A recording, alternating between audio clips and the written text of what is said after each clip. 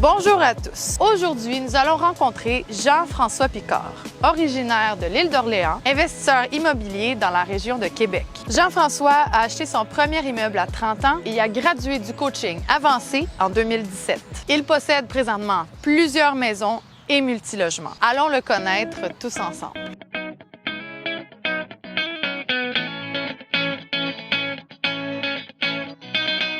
Yes, je vais me présenter, Jean-François Picard, investisseur immobilier de Québec. Mon déclic vient que j'étais dans la construction et la construction s'est mise à ralentir peut-être 6-7 ans à Québec dans le niveau de la maçonnerie. Donc, on a checké des avenues, continué à travailler à l'année, donc on s'est mis à faire des flips. On s'est rendu compte qu'avec les formations, c'était peut-être plus intéressant d'accumuler. Fait qu'on s'est mis à accumuler depuis 4 ans, 4-5 ans, des immeubles, principalement ici dans les Moilous.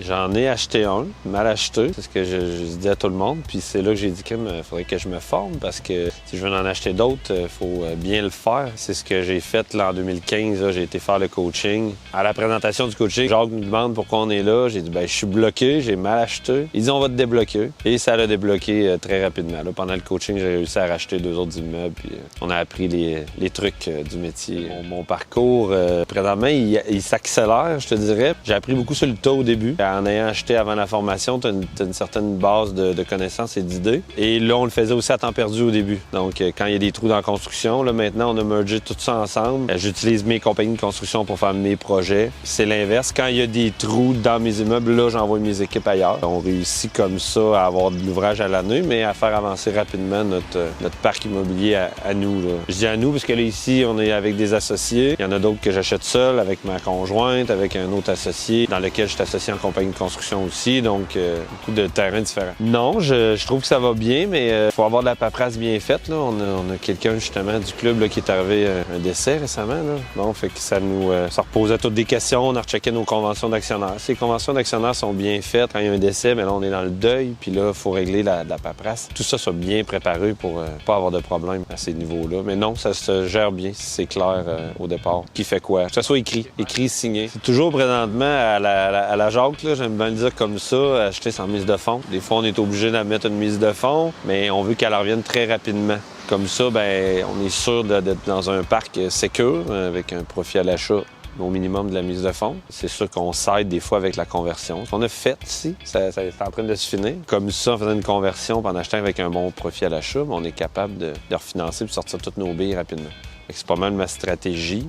Même si j'avais des grosses liquidités, j'aimerais pas les parquer dans un immeuble parce que ça a un certain rendement, mais on préfère avoir Jacques nous avait parlé de rendement infini, qu'on met 0 $. Donc c'est super intéressant, super attrayant, puis ça nous met la barre haute pour sélectionner nos immeubles. Donc on achète peut-être un peu moins vite, mais on achète bien.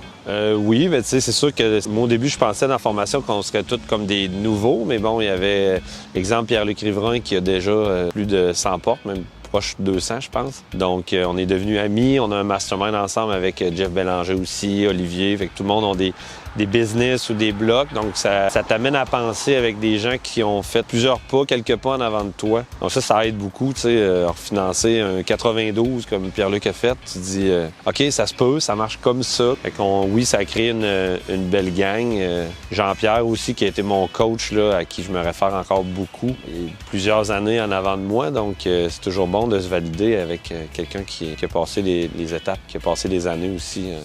De s'obliger à avoir le profit à l'achat de la mise de fonds. Au pire, en mettant la conversion, je dis tout le temps, là, parce que bon, oui, j'étais entrepreneur électricien aussi, fait qu'on vend de la conversion, mais il faut absolument qu'avec la conversion puis le profit à l'achat, il faut aller rechercher nos billes au complet. Ça, c'est ma prémisse de base. Fait que le profit à l'achat, en réalité, serait pas mal ça, la clé tout le temps. Je conseillerais aux gens, tout le monde le répète, de se former. Moi, je me suis pas formé au début, mais bon, on peut foncer aussi puis se former en même temps. C'est pas mauvais de faire les deux en même temps, mais faire des lectures, se former au maximum avant. Je conseille à des gens de faire le coaching juste si tu t'achètes une maison. Tu vas sauver 2-3 fois le prix du coaching en achetant ta maison personnelle. Donc, faut pas avoir peur de dépenser des milliers de dollars d'avance en formation pour, après ça, que ça va payer x10, x100, on l'entend, là.